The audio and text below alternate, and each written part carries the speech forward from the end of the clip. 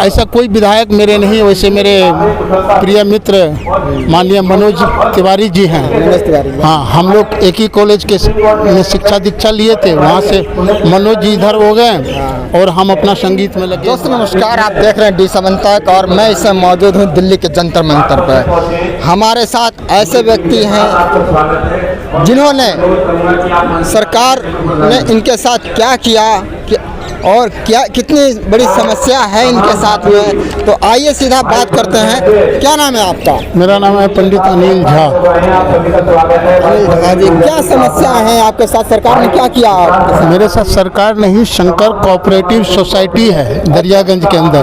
अच्छा, मैंने उनसे 2009 में लोन लिया, फिर 11 में लोन लिया, फिर 13 में लोन लिया। तो जब लोन लेते थे वो हमसे सिक्योरिटी चेक लेते थे हर बार। अच्छा, तो वो सिक्योरिटी चेक वो अपने पास रखे रहते थे और 2013 का जो लोन लिए हम उसको हमने 2016 में ख़त्म कर दिए। अच्छा, सारा 17/10/2016 को हमने सारा ऋण चुकता कर दिया। उसके पास मेरा करीबन 15-16 चेक बचा हुआ था स्टेट बैंक ऑफ इंडिया का। अच्छा, उस चेक को उन्होंने, जब हमारी उनकी कुछ द्वंद हो गई, बिजली के काम करवाए मेरे बेटा से, और द्वंद होने के बाद उन्होंने 2019 में 13 की चेक को ले आकर के 19 में उन्होंने डेट डाल करके बाउंस कर दिया। ये मामला दिल्ली का है? हाँ, दिल्ली मतलब संसद, हाँ, दरियागंज की। दरियागंज।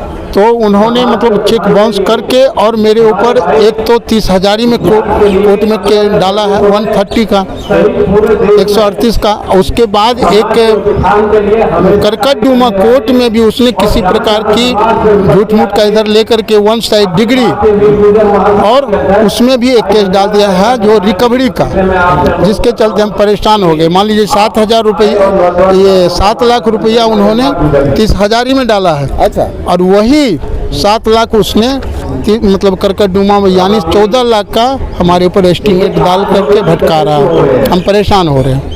तो चेक बाउंस हो गया, उसके ऊपर मतलब केस चल रहा है। अच्छा, केस चल रहा है कोर्ट में, 30,000 कोर्ट में केस है, लेकिन वो करकटडुमा कोर्ट में एक अलग से एजुकेशन कहते हैं, क्या कहते हैं, उसको डाल करके उसने 1 साइड डिग्री लिया है। जबकि मैं यहाँ हाजिर हूँ, मैं तारीख कर रहा हूँ, एक तरफ एक कोर्ट में तारीख कर रहा हूँ, दूसरे कोर्ट में उसने डिफाल्टर घोषित किया।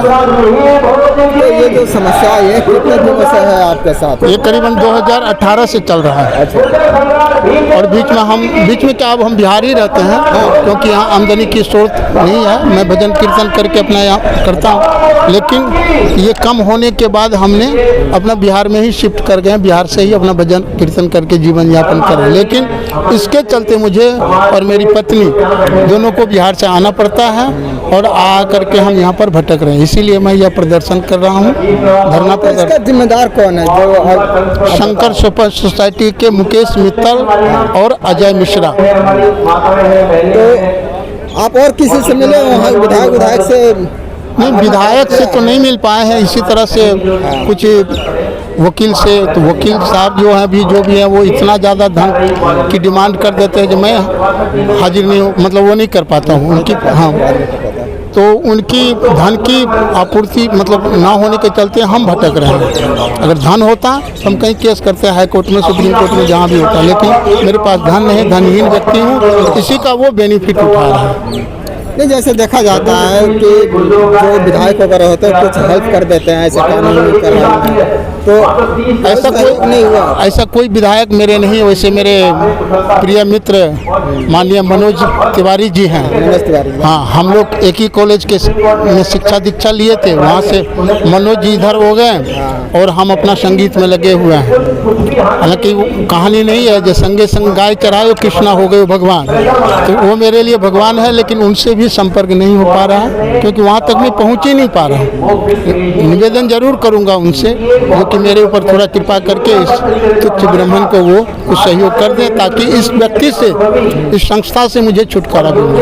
यही मेरी लक्ष्य है। तो आज ज्ञापन किसको देंगे? आज हम प्रधानमंत्री जी को देंगे, उसके बाद वित्त मंत्रालय में कहते हैं, जहाँ से फाइनेंसिंग का कारोबार होता है, तो मंत्रालय भी हम नहीं जानते हैं, लेकिन तो उस मंत्रालय से हमें देना है 5-7-10 जगह जो भी होगा वो हम विज्ञापन देंगे। तो जंतर मंतर से आप प्रधानमंत्री जी को चाहे वित्त मंत्रालय को क्या संदेश देना चाहते हैं? यही संदेश देना चाहते हैं कि ऐसे व्यक्ति पर निरीक्षण करवा करके इसका जो ऑडिट होता है ऑडिट करवा करके यह देखा जाए यह व्यक्ति आज 20-25 साल से ये दिल्ली में लूट रहा है हम जैसे बहुत गरीबों को। तो इसकी ऑडिट करवा करके इस संस्था की जांच करवा करके जो उचित हो वो करें। अगर हम दोषी हैं तो हमें जो भी सज़ा मिलेगा हम भोगने को तैयार हैं। दोस्तों जैसे देखा आपने, चाचा ने अपनी सारी समस्या बताई, किस तरीके से इनको प्रताड़ित किया जा रहा है। अगर इनकी मांगे जायज़ है तो आप वीडियो को ज़्यादा शेयर करिए और लाइक करिए, चैनल को सब्सक्राइब करिए और देखते रहिए D7 तक। अबरार अंसारी साथ D7 तक जंतर मंतर।